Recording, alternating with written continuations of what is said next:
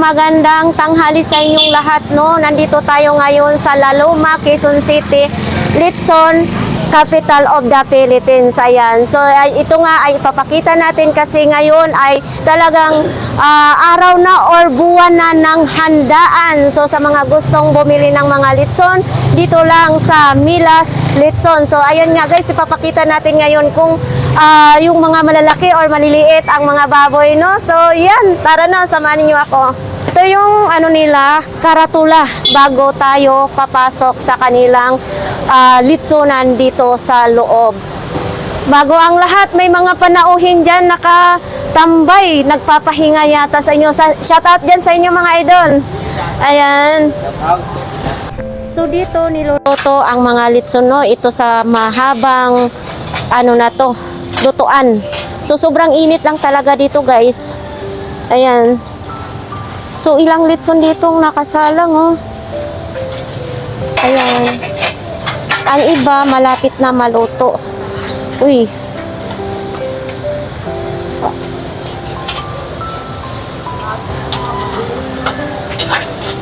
Kuya, pwede magtanong, sa mga ganyang kalaki pong litson, magkano?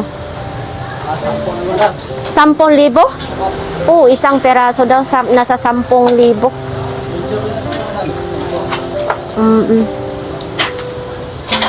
Mahal ang baboy ngayon. Ha? Sobrang mahal ang baboy. Sobrang mahal ang baboy ngayon. Tapos pag yung nagpa-cater or bumibili yung mga bisita ay todo kuha lang tapos hindi naubos, no? Oo, sa ganyang kahalaga na baboy, ganyan pala ay 10,000 pala isang peraso. Sa mga ganyan, depende pa sa laki. Yung pinakamaliit yung Pag pinakamaliit, ito, 1,000. Oo, depende. Ang pinakamalaki na sa 20. Wow. Ito dito kuya, yung doon banda ay malapit na po yun maluto. Tapos dito ay hindi pa. So hanggang dito lang tayo mga idol, hindi tayo makalapit kay ang init-init. No? So ilang pirasong baboy yan? Pa? mainit talaga itong baga. Oh, mainit talaga ang baga. So mga anong oras po yan maluto, kuya? Alas 12? Pagsalang po pala, ilang oras bago maluto? 2 oras. 2 oras? 2 oras daw ba? Pagsalang daw mga idol, bibilang ng 2 oras bago maluto. Araw-araw po yan dito kuya, talaga araw-araw? Araw-araw po madam nga. Katulad ngayon na December na. Kailangan ng panghanda. Oo nga, no? Anong oras po ba kayo mag-umpisa nagluluto? Alas 2 po. Araw. Alas 2, madaling araw? Kaya pala sa tingin ko mata mo na napupuyat na. Antok talagang kalaban dito. Oo nga po, no? So, ayan nga, iikot pa tayo mga idol, no?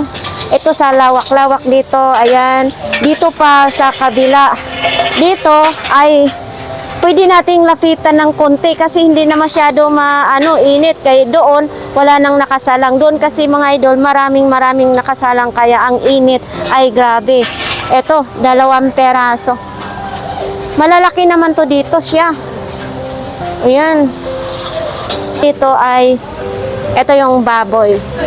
2 peraso. So, ayan yung nila, pangalan. Ito talaga mga idol ha, ang Milas Litson ay napakasikat dito. Dito talaga ang bilihan ng mga customer, no? Kasi napakasarap ang kanilang litson.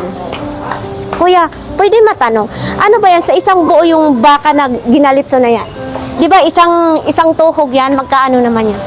Per kilo po yun, ma'am. Oh, per kilo pala yan. Magkano ngayon ang per kilo sa baka?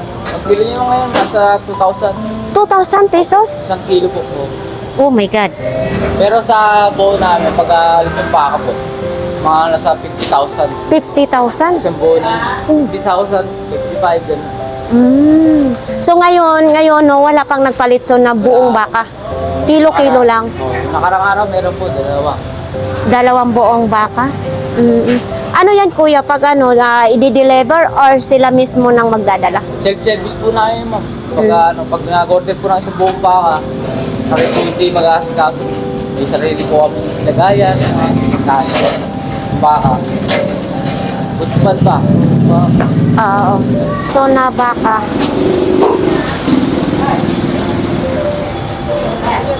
Kanilang mga litson, mga idol, o ang isang kilo ay 1,500. Ang 3/4 ay 1,125. Ang kalahati naman ay eto, 750. Ang 1/4 ay 375. Kilo, sir?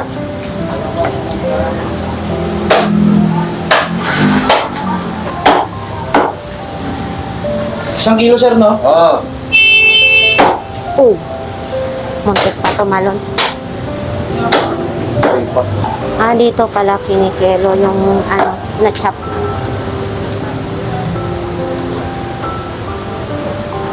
Ami.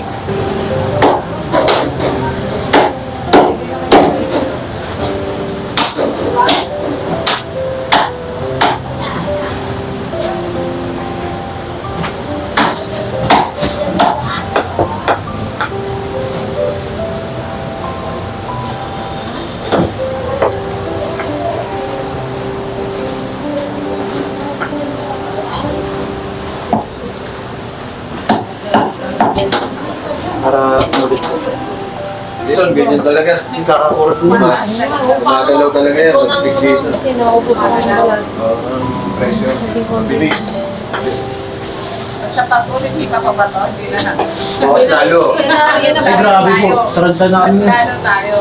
Yan po yung Mahal. Ang pila po niya, 2 pila na po. Kasama ako. Mamahal pa po yan sa Pasko, ma'am? Hindi po natin malaman. Talaga, kami rin doon Depende tayo. po sa presyo ng mga baboy. Depende po sa pinapasa ng Okay. Dito lang yung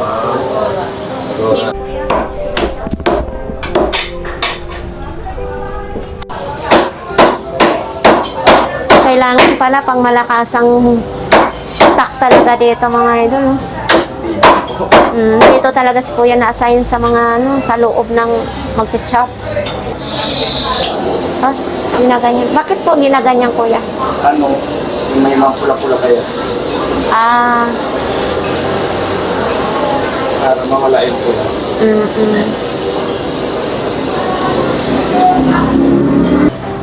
isi-serve ngayon dito kasi may restaurant din sila dito, mga idol, sa loob.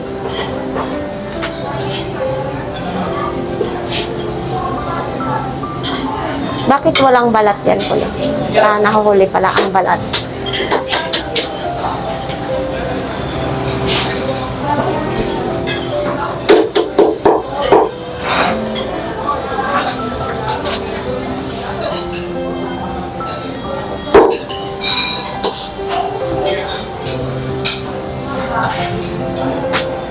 Oh, ang ganda ng pagkataping ni Kuya.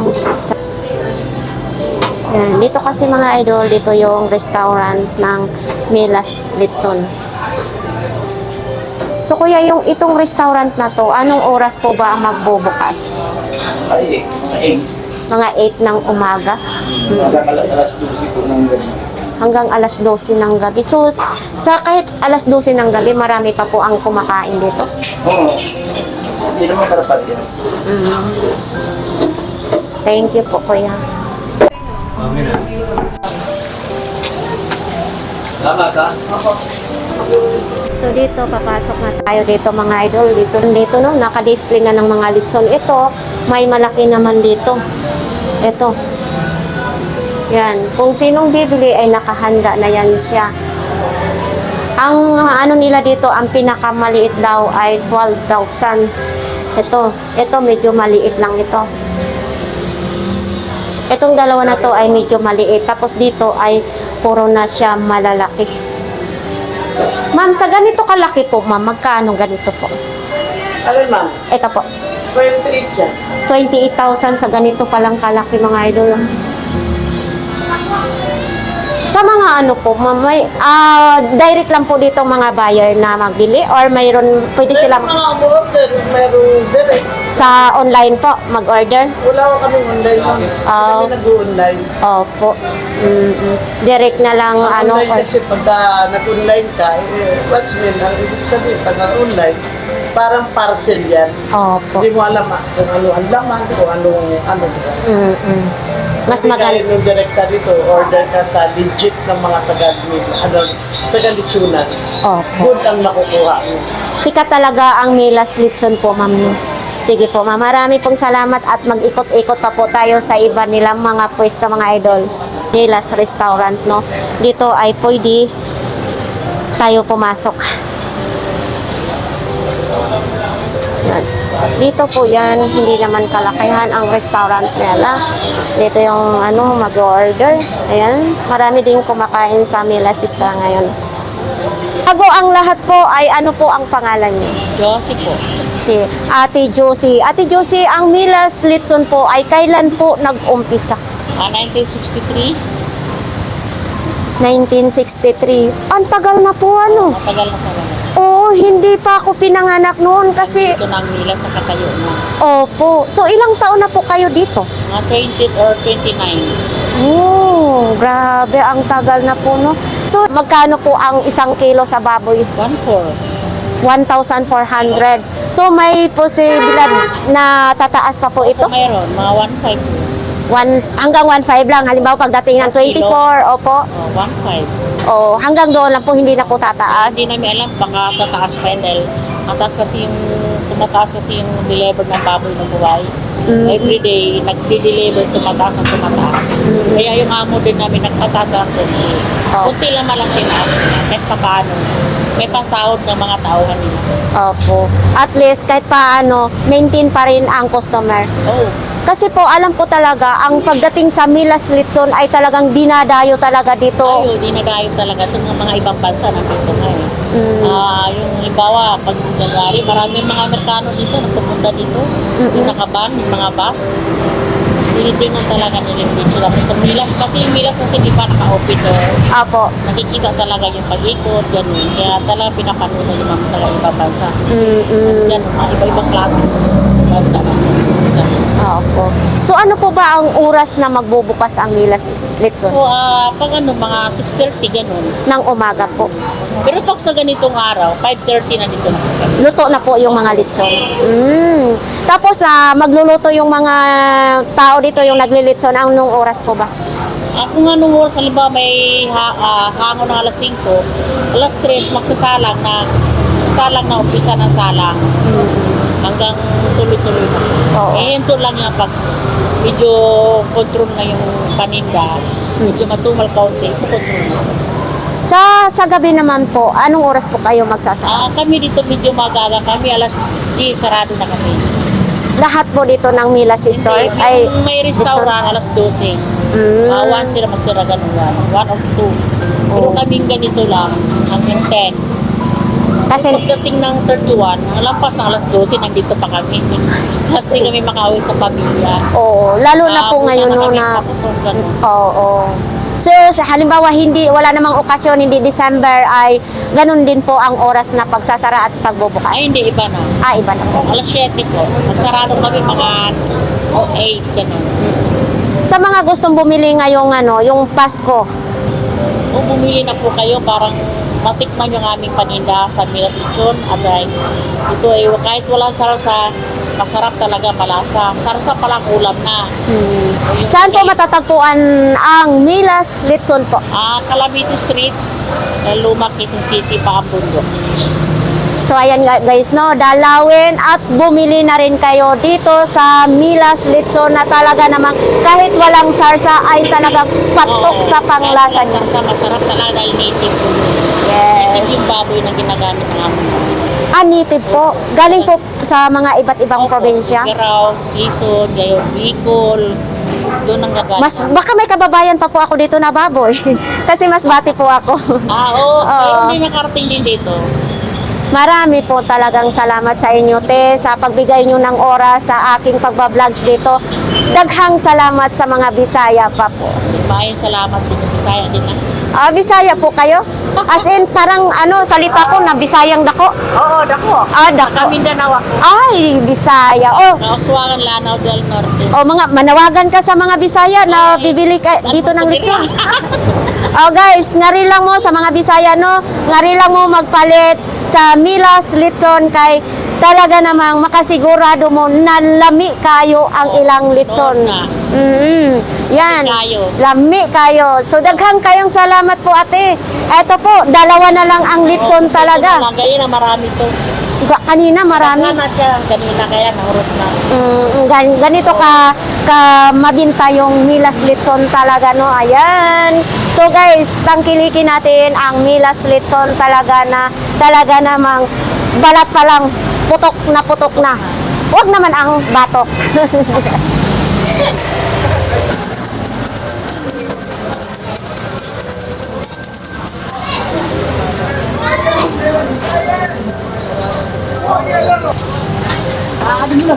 Yun, ang dami-daming mga litson dyan. So, ayan guys, sa ating mga viewers, sa ating mga subscribers, maraming salamat sa inyong lahat, no? Kung wala kayo at wala rin ako dito sa YouTube, kaya daghan kayong salamat talaga sa inyong lahat sa patuloy nyo magsuporta sa aking YouTube channel, sa Ganggang TV Official. Ayan, kahit saan man kayong sulok na mundo, sana mag-ingat kayo palagi mga idol. Ayan, so yan lang sa ating mga vlogs ngayon, no? Bye!